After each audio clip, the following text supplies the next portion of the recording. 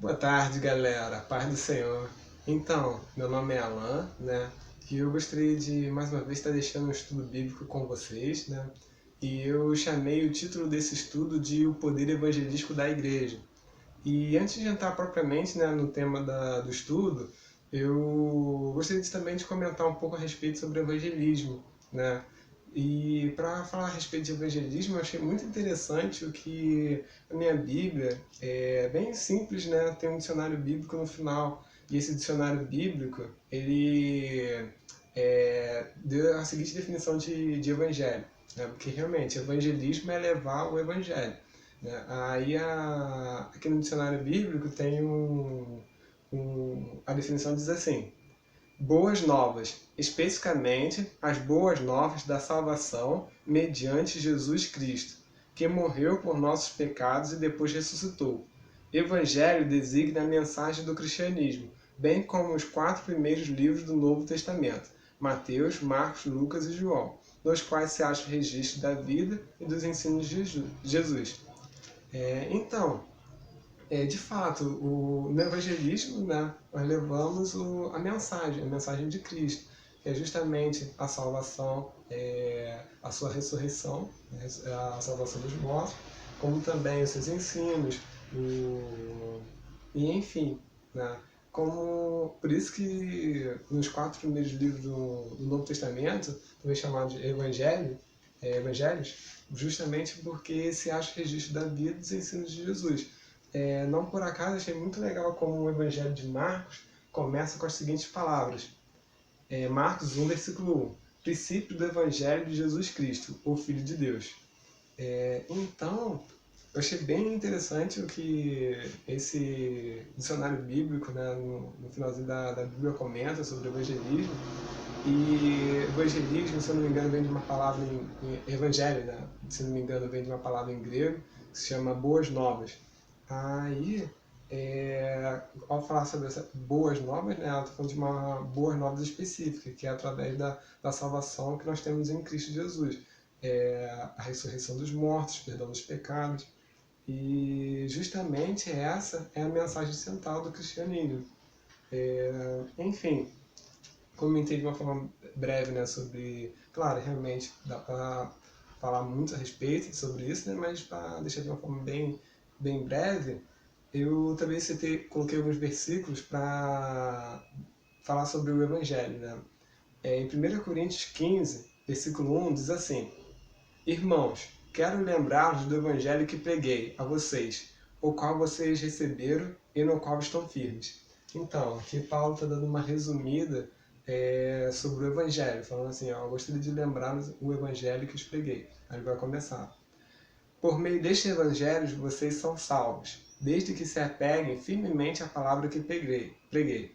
Caso contrário, vocês têm crido em vão, pois o que primeiramente lhes transmiti foi o que recebi, que Cristo morreu pelos nossos pecados, segundo as Escrituras. Foi sepultado e ressuscitou no terceiro dia, segundo as Escrituras. E apareceu a Pedro e depois aos 12. Depois disso, apareceu a mais de 500 irmãos, de uma só vez, a maioria dos quais ainda vive, embora alguns já tenham adormecido. Depois apareceu a Tiago, e então a todos os apóstolos. Depois destes apareceu também a mim, como a um que nasceu fora de tempo. Pois sou o menor dos apóstolos, nem sequer mereço ser chamado apóstolo, pois persegui a igreja de Deus. Mas, pela graça de Deus, sou o que sou, e a sua graça para comigo não foi inútil. Antes trabalhei mais do que todos eles. Contudo, não eu, mas a graça de Deus comigo. Portanto, quer tenha sido eu, quer tenha sido eles, é isso que pregamos e é nisso que vocês creram. Então, aqui o Paulo, né, tá lembrando essa mensagem, né, que ele havia pregado para a igreja de Coríntios, e falando sobre o marco, né, que foi a ressurreição de Cristo, falando sobre a salvação em Cristo, e enfim, né, resumindo, a mensagem central do cristianismo, né, pregar a salvação em Cristo.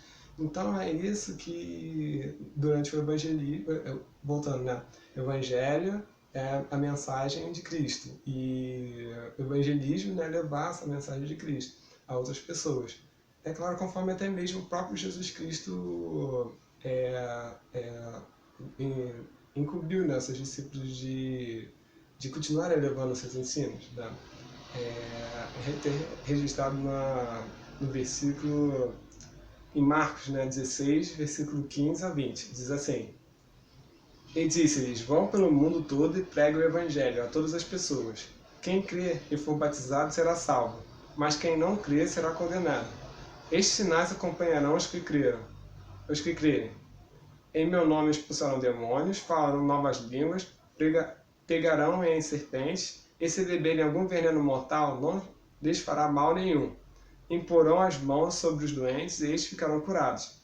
Depois de ter falado, o Senhor Jesus foi elevado aos céus e assentou-se à direita de Deus. Então os discípulos saíram e pregaram por toda parte, e o Senhor cooperava com eles, confirmando-lhes a palavra com os sinais que a acompanhavam. Marcos 16, 15 a 20. Então, o próprio Jesus Cristo pediu para os seus discípulos a continuarem levando seus ensinos e pregando o Evangelho. Agora, um outro versículo também que eu separei sobre isso, né, evangelismo, fica em Romanos 1, 15 a 17, que diz assim: Por isso estou disposto a pregar o Evangelho também a vocês que estão em Roma. Não me envergonho do Evangelho, porque é poder de Deus para a salvação de todo aquele que crê, primeiro do judeu e depois do grego. Pois no Evangelho é revelada a justiça de Deus, uma justiça que do princípio ao fim é pela fé, como está escrito: o justo viverá pela fé. Então, eu achei muito legal mesmo esse versículo, né, que diz que o Evangelho é poder para a salvação de todo que crê. Então, de fato, o Espírito Santo fala conosco, né, que nem dizem no início do livro de 1 Coríntios, né, que é uma sabedoria proveniente do Espírito. Realmente a palavra de Deus é inspirada por Deus, né? De fato, os seus discípulos, né, escreveram os evangelhos, mas de fato através da obra de Deus na vida deles, né? Através da inspiração divina. E de fato lá está registrado os ensinos os ensinos de Jesus, e realmente no Evangelho tem o poder para transformar vidas, sabe? Trazer até mesmo a libertação, trazer a libertação do pecado, sabe? Que nem na palavra também diz que como crerão se não há quem pregue, como crerão em quem não ouviram falar. Então, através da pregação da palavra, né, vai ser desenvolvida a fé, através do Evangelho, né, da leitura da palavra, vai trazendo, sabe, a libertação da alma, sabe, da morte, do pecado, do maligno. E enfim, né, separei mais um versículo que diz assim, em Gálatas, versículo 1, 6 ao 10. Admiro-me de que vocês estejam abandonando tão rapidamente aquele que os chamou pela graça de Cristo, para seguir outro evangelho, que na realidade não é evangelho. O que ocorre é que algumas pessoas os estão perturbando, querendo perverter o evangelho de Cristo. Mas, ainda que nós ou um anjo dos céus pregue um evangelho diferente daquele que pregamos a vocês, que seja amaldiçoado. Como já dissemos, agora repito: se alguém anuncia a vocês um evangelho diferente daquele que já receberam, que seja amaldiçoado. Acaso busco eu agora a aprovação dos homens ou a de Deus? Ou estou tentando agradar a homens? Se eu ainda estivesse procurando agradar a homens, não seria servo de Cristo. Gálatas 1, 6 ou 10. Então, também achei muito legal essa referência, porque de fato Paulo está exortando a igreja a permanecer firme no Evangelho, entende? Mas existiam algumas pessoas que estavam pervertendo, sabe, os ensinos do Evangelho. Aí ele fala assim, que mesmo que alguma outra pessoa, nem que um anjo do céu pregue um Evangelho diferente, que ele seja amaldiçoado, entende? Que nós, de fato, a salvação se dá através do Evangelho de Cristo, através da sã doutrina, através da palavra de Deus, entende? Aí, continuando, deixa eu ver aqui, separei mais algum versículo.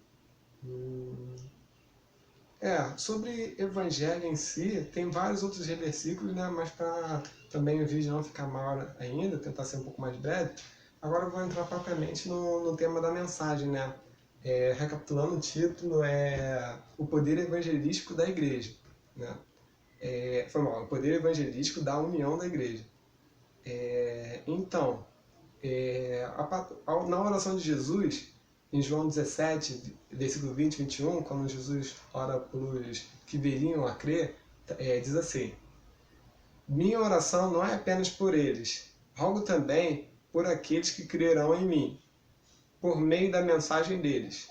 Outra vez falando crerão em mim por meio da mensagem deles. Então, realmente, os discípulos continuando levando o evangelho e os ensinos de Jesus. Continuando.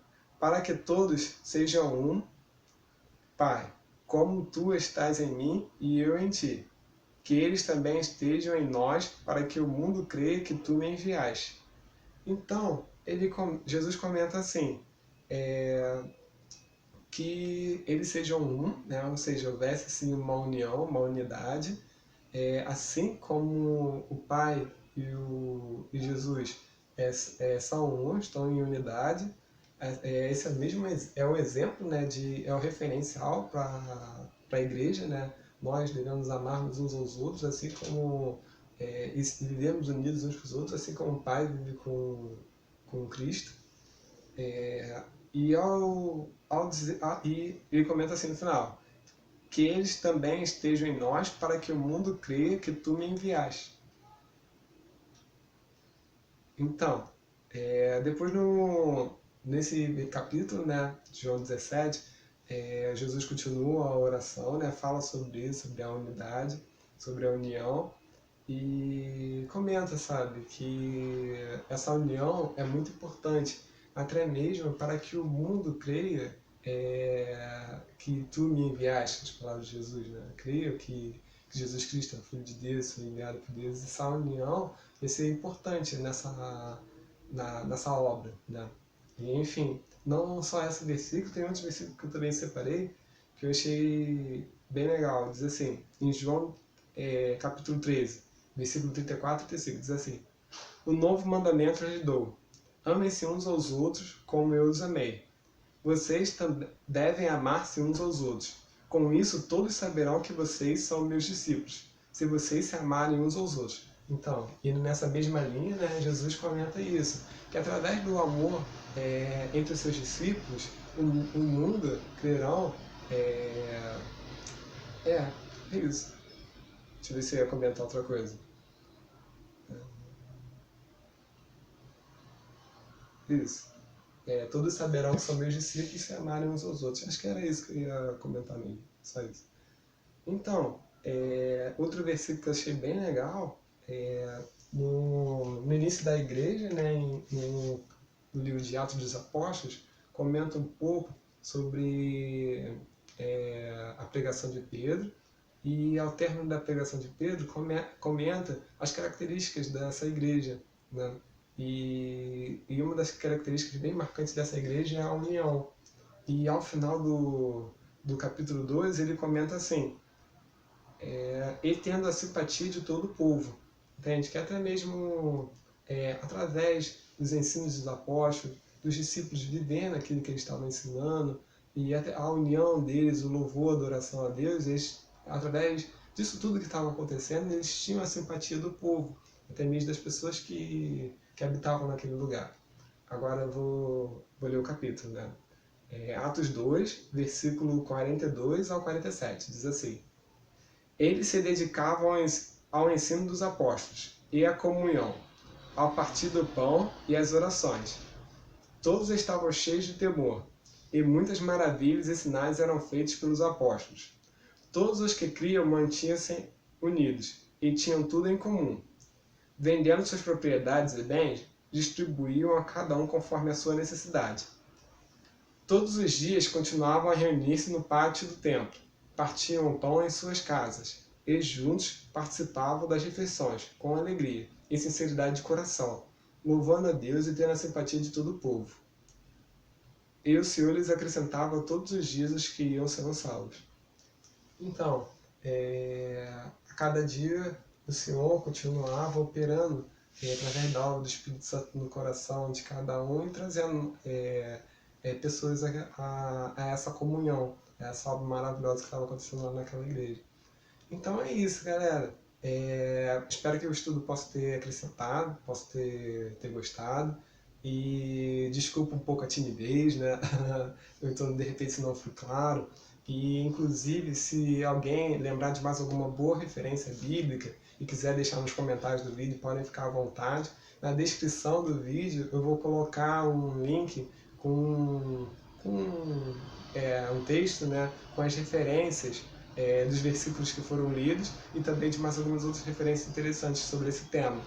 E para finalizar, né, também separei um outro versículo de 2 Timóteo, capítulo 2, que diz assim: continue a lembrar essas coisas a todos, advertindo-os solenemente diante de Deus para que não se envolvam em discussões acerca da palavra.